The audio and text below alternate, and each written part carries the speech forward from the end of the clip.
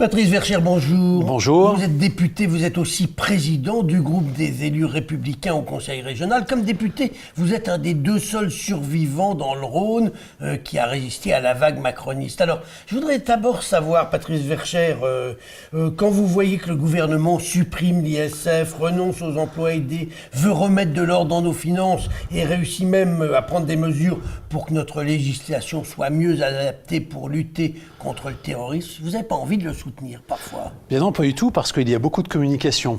Si on prend l'ISF, il faut aller jusqu'au bout. Il fallait supprimer également l'ISF sur l'immobilier. Mais vous n'avez rien fait, vous, quand vous étiez au pouvoir. Ils en font un petit bout, vous devriez être content. Il y avait eu, vous vous souvenez, il y avait eu un plafond sur lequel ça avait fait suffisamment de débats lorsque Nicolas Sarkozy avait mis ce plafond au-delà duquel ceux qui payaient l'ISF ne payaient plus d'ISF, donc étaient même remboursés s'ils avaient trop payé. En ce qui concerne ensuite les contrats aidés, c'est vrai que nous avions également dit que nous ferions une baisse des contrats aidés, mais là c'est l'annonce brutale des contrats aidés du jour au lendemain qui pose problème, notamment pour les collectivités locales, les associations. En fait, il y aurait dû avoir une discussion déjà et puis faire dans un laps de temps une diminution des contrats aidés. Ça prouve quand même que M. Macron, qui n'a jamais été élu local et qui, je pense, n'aime pas beaucoup les élus et entre autres les parlementaires, prend cela un peu de manière un peu trop haute.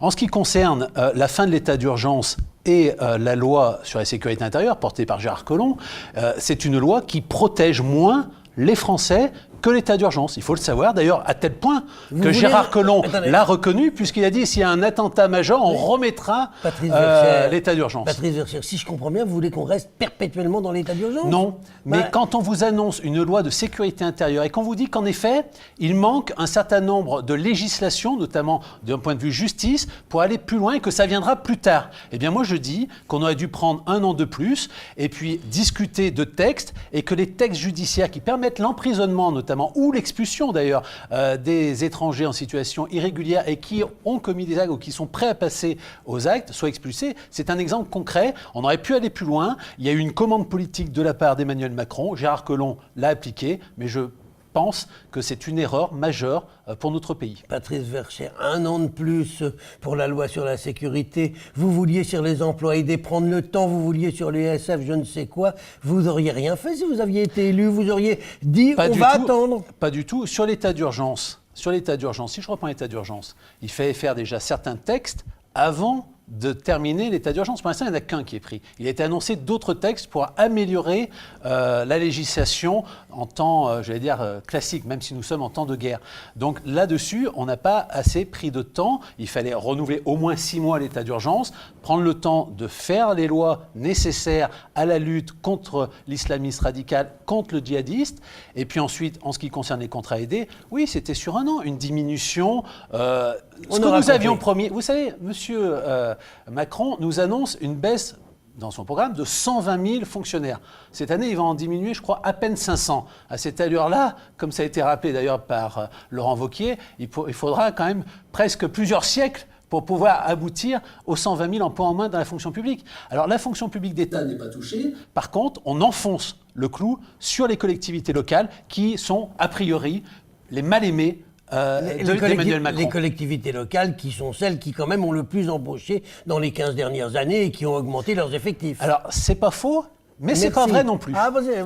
Parce que certaines collectivités... Vous êtes centriste. Non, mais certaines collectivités ont en effet augmenté de manière... ce qui n'était pas dû à un transfert de compétences de la part de l'État. Donc celles-là, oui, elles doivent diminuer. Mais d'autres, par contre, ont été obligées d'augmenter leurs effectifs parce qu'il y a eu un transfert de compétences de l'État. Donc il y a deux sortes de collectivités. En sachant qu'on peut, c'est vrai, diminuer le nombre de fonctionnaires, nous avons la démonstration avec Laurent Wauquiez sur la région Auvergne-Rhône-Alpes, puisque nous avons eu un satisfecit de la part de la Cour des comptes pour la meilleure gestion de toutes les régions de France. Avant de nous quitter, juste un tout petit mot sur la région, justement. Laurent Wauquiez a décidé de baisser de 10% les crédits à l'Opéra de Lyon, qui dans le même temps vient d'être nommé meilleur opéra du monde. Est-ce que c'était très opportun ? Je pense que la politique que nous menons à la région, c'est une politique qui va en direction de l'ensemble des territoires. Alors c'est vrai qu'il y a un effort demandé à l'Opéra de Lyon, mais c'est pour aussi aider dans d'autres territoires des manifestations, des festivals qui méritent aussi d'être un peu mieux aidés qu'avant. Eh bien, Patrice Verchères, je vous remercie. Merci.